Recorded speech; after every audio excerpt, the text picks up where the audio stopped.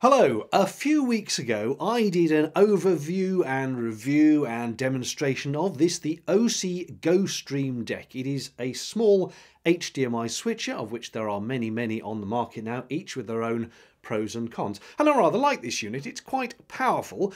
However, there have been some updates. We're going to divide this into two sections. Firstly, talking about some firmware matters, and then secondly, a new bundle deal they are doing with this.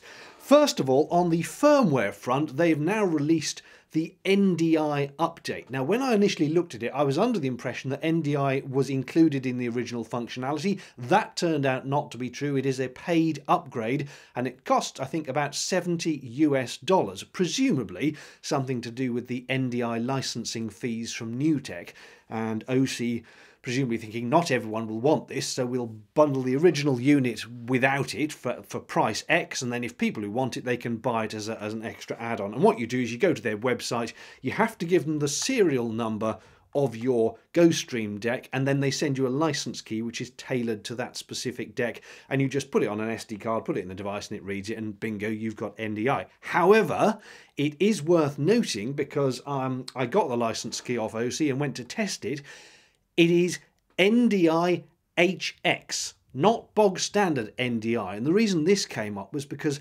I've got iPhone, iPad and a Mac, and the free NDI tools that you can download, because there are some apps on the App Store to give you test patterns over NDI, things like that. They are working with what seems to be bog standard NDI, but it's NDI HX you need to work with the version in the GoStream Deck. So although the GoStream saw my iPhone as an NDI device, it wouldn't actually accept any of the images from it, because it wasn't NDI HX. And I'd have to pay money to get NDI HX. Even on the Mac laptop, the tools that NewTek provide don't include anything to do with NDI HX, just ordinary NDI. So I did not know, I don't know a lot about NDI. There is this distinction between boring old NDI and NDI HX, and it's the HX flavour that this supports, so just be aware of that. So that's one upgrade. The second thing they've just released is some new firmware for the GoStream Deck, version 2.0.1, I think. They were previously on 1.05, so it's quite a jump up, and they've done various bug fixes, but they've also done some upgrades to the actual functionality and some little tweaks as well. For example, some of the defaults have changed. It used to be that on the multi-view screen, preview was on the right and program was on the left. Now you could change it in the settings, but they were that way around to start with, which is unlike every other HDMI switch ever, which has preview on the left and program on the right. Well, now they've made the default the normal way round, for want of a better phrase, and there are various other issues as well. It's ever so easy to update. You download the firmware from the Osee website. It comes as a zip file. Extract the zip, put the .bin and the MD5 onto an SD card, put the SD card into the GoStream Deck and switch it on. And the lights start flashing, and it is gently updating its software. If you have got a monitor plugged into it, it will tell you that it's updating its firmware. It takes just a few minutes.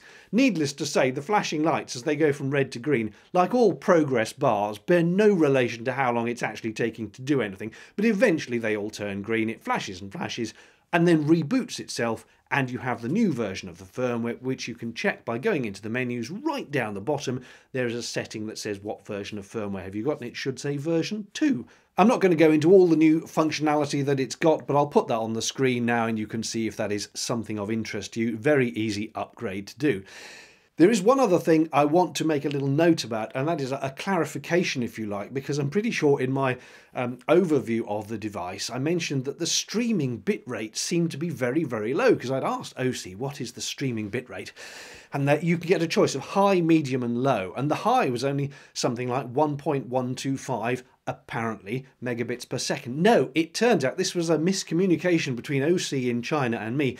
They were quoting in megabytes, 1.125 megabytes per second, which is about, let's get this right, 9 megabits. So if you are streaming in 5060p, the streaming bit rates are apparently 9 megabits for high, 6 for medium and 4.5 for low. If you're doing 25 or 30p streaming, then the bit rate at high is 6 megabits, medium is 4.5 and low is 3. And those are much more respectable bit rates. I thought there was something weird going on there. Their bit rates quoted seemed very peculiar, but it's just a miscommunication between megabits and megabytes.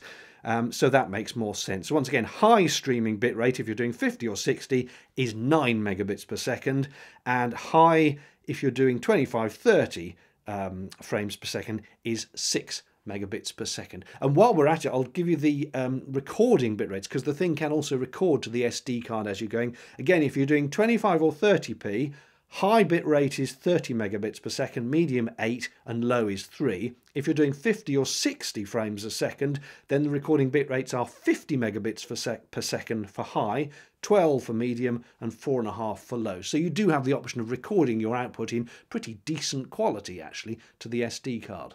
Now, the other thing they've done is that they have looked at this, and there are some HDMI switchers which come with a little screen built in. So if you want to, you can just take the switcher and you're kind of ready to go. With this one, you do need to take a monitor as well. And if you are taking it out and about for events or live streaming anywhere, a monitor can be a bit of a bulky thing to take with you. So what they've done is bundled it up into this, the GoStream Deck kit, where essentially they've taken one of those and a small monitor and they've put it into this pretty solid plastic case. Now, I used to refer to these as Pelly cases, but Pelly is a specific brand, and I'm pretty sure this isn't a Pelly case, but it's of that genre. It's a solid plastic case, and it weighs about just under 5 kilograms, so it's quite hefty. Do a bit of weightlifting with it, but as you can see inside, you've got the GoStream Deck, which is the same standard model, encased in this metal housing, and then, steady, they've put a monitor in here as well. So all you do is you get here, you plonk this thing down, open it up, plug in your cameras, plug in some power, plug in some Ethernet, and you are ready to stream live. And of course, if you're just mixing, you don't even need the Ethernet. Now, it's not a tiny monitor, it is definitely usable. I would say, do you know what, this is quite heavy holding this up with this. I'm going to move so I can have this on my lap and then you can see what I'm talking about. Hang on. There we go, that is better. I've propped it up on a book so hopefully you can see it reasonably well. The first thing to note is that this screen, if it's anything less than fully upright or leaning back slightly, will just flop forwards. And for a moment I thought that was a bit of a design flaw, but it turns out there's this little bit of metal here. I'd been wondering what this was, and it is actually to hold the screen up. You push it back to what feels like an alarming amount of pushback on its hinges, and then just slot that hinge under there, and lo and behold, it will hold the screen securely. Now, the screen is connected to the deck by this ribbon cable, and again, initially I was worried that as you were pulling it back, it was straining on the ribbon cable, but I have checked it very carefully, and it isn't. The resistance you can feel is in the hinges, and this still has sufficient spring and flex in its step to not be being pulled when you are pulling the screen back. That said, how many times that ribbon cable will cope with being closed and open and closed and open, I don't know. Presumably they've tested this kind of thing and it is suitably rated, I don't know. Either way, they have thought, as they have enclosed the GoStream within this is metal, a kind of subframe within the plastic case. And they've brought the screen out, but obviously, of course, you now can't get to the ports and things on the back or the SD card on the front. So they've brought the SD card out to a separate little slot just in here, which you may or may not be able to see from there. They've also brought mic 1 out here, as well as the headphone jack, so you can plug in there. And I did notice at the time of my initial review that because there is no fan within the deck, it does get very hot underneath. So they've actually put a fan here, which you can switch on and off, and I would suggest have that fan running, because this thing does get very hot, and quite clearly, once you've enclosed it within a metal enclosure within a plastic box, it's going to get even hotter still. So I would say keep that fan on. One slightly peculiar thing is that there is the fan, presumably blowing hot air out or maybe drawing the cooler air in, but there are no other entrances or vents to sort of give it an airflow, if you like. So let's assume that is pulling air out. The air to get in and underneath the GoStream Deck is just going to have to find its way in around the gaps, which, I mean, there is actually a little bit of a venting in the metalwork there. Perhaps that is what it needs. I don't know. But again, presumably they have tested it. It's currently midwinter and I don't have a hot environment to test this thing out on for a long time and see how well it does. But there you go, it comes with a fan. If you're wondering what this big slot is here, and it's got a little USB cable, it's a slot for you to put a power bank in to run this whole lot of. It needs to be a power bank which supports PD, power delivery, and then you plug it in there, and depending on the size of your power bank and its power and capabilities, it will run this whole thing. Now, when you buy a standalone GoStream Deck, it does come with a power supply, which is not this one. The reason I use this one is because the GoStream Deck power supply only comes with a US or European plug adapter, and it didn't come with a UK one. But I already had this other one, which does come with a UK one, and it works okay. It's got one of these little locking connectors on the back, and this supplies it quite happily, and it's something like 12 volts at 2 amps, I think. Hang on, I can barely read the tiny type. Yes, it says 2 amps at 12 volts. So providing you've got that sort of power from some power supply, you'll be all right. But this pack doesn't come with a power supply, at least not as it was supplied to me. So as long as your USB power delivery thing can also support 24 watts of supply, 2 amps, 12 volts, you should be okay. It's slightly weird. I don't know why they didn't just include one in there, because now I've got to go and look for a USB power bank that fits these dimensions. And what is more, this cable, because it's kind of long and comes out the bottom here and then curves round to the right, really the most space you have available without crushing that cable is this half, which leaves this free. I don't know why they didn't bring the cable out here, and then it could have just come straight out into a larger power bank. But I also don't know why they just didn't put a power bank in there. I mean, they might assume you don't want to use power bank, but that's the whole idea of this, is that it's portable. I would have thought, I don't know, just seems a bit odd that I've now got to go and find one that fits those dimensions to make it work. The other thing they've got here is a separate power switch, which switches on both the monitor and then supplies power to the deck, and the deck you still switch on with its own dedicated on-off button there. And that pretty much is all I can tell you, because the deck itself operates just as the standalone deck would. However, the case does have a few more tricks up its sleeves. Let me show you. Oh, I don't like doing that. Turn it round. Because they've put these, what do you call these things? Cheese boards? Not cheese boards, charcuterie boards. They are, you know, the plates with the 1/4 inch and 3/8 inch screw holes in them, so you can attach accessories to the box. So, for example, supposing you're sitting there and you want to have some commentary that you're doing, you could put some sort of microphone holder thing clipped on the side, and there, or maybe even a little camera facing you as you operate the thing. It depends entirely on the scenario. But the fact is, it's got that cheese plate on that side, another cheese plate on that side, and then it's got one on the bottom as well. So you can put this thing onto a tripod if you want to, a tripod mount.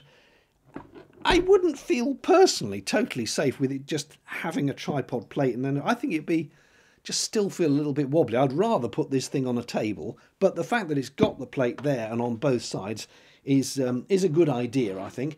Now on the back, obviously, again, they had to bring the inputs to the deck out from the back of that to the deck. So you've got your HDMI 1 to 4, you've got your output HDMI, which is normally your program output. You can configure it to what you want, but that would be your program output because your multi-view goes to the built-in monitor.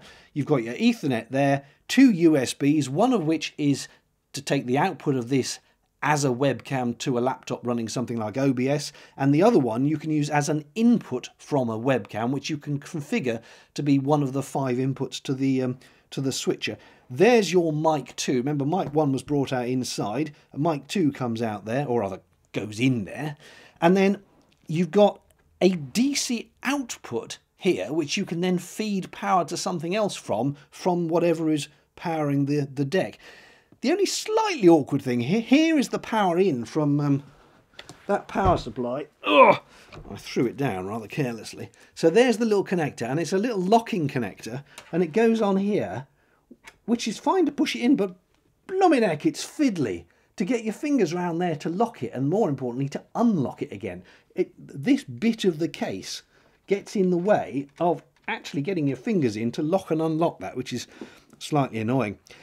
And then the other thing about it is, if you don't want to run it off a power bank and you don't have one of those little 12-volt adapter thingies, you can just plug it into the mains. But look here, it's one of these sort of D-shaped mains connectors. We used to call them kettle leads a long time ago, because kettles here in the UK ran off those leads. In fact, most domestic appliances did. And I used to have such a collection of those, a box full of kettle leads. And then I came to power this thing up and I suddenly realised I didn't have them anymore. I'd just thrown them away over time because nothing uses them anymore. And I had the devil's own job actually trying to find a kettle lead, because all the mains appliances now have the leads permanently connected to them, presumably for some, I don't know, health and safety directive, so people can't unplug and put them in the bath, fry themselves. So I was looking around and went, I know what's got one. My monitor has a 3-pin lead. But no, it does have a little 3-pin lead, but it's 3 little circles, which is not the same as that one, which is the old-fashioned D connector. So I ended up running around the house trying to find an appropriate lead, because it doesn't come with a lead. And you think, why not supply a lead? It must be all of £2 worth of cable. And I know they then have the problem of, for example, there's a standard British plug on the end and they need to do an adapter for America, an adapter for the EU and whatever, but surely that's not beyond the wit of man to supply. But I eventually found this by rifling through boxes of old kit, and I found a lighting kit that uses this type of D-type connector. But I'm pleased to report, when you plug it in, there is a little power supply in here, and it all fired it up absolutely perfectly. But by golly, I had trouble finding one of those. I'm sure you must be able to get them on Amazon or whatever, but it just took me aback for a moment or two. I was like, where's the power cable? Then I went rifling through everything to try and find the power cable. However, coming back to the whole point of this thing, which is to make the deck something you can bundle up and take with you with a monitor to make your streaming at a live venue that much easier, I think it does a good job. I think I mentioned already it weighs just under 5 kilograms, but it is very portable. You just unplug your cameras, unplug your Ethernet, unplug your power, close it up and walk off with it. And it is a monitor that is of sufficiently small size to be portable, but sufficiently large to actually see what you're doing, because that is the trouble with some of these little switches that have a monitor built in. It's so darn tiny, you can't really see what you're doing. You certainly won't be able to tell if things are in focus or really what the framing was very well. So I think that is a good portable size for when you just rock up to an event, take this out and start streaming. And it seems to be pretty tough. I mean, I haven't gone throwing it around anywhere, but it seems like a good case.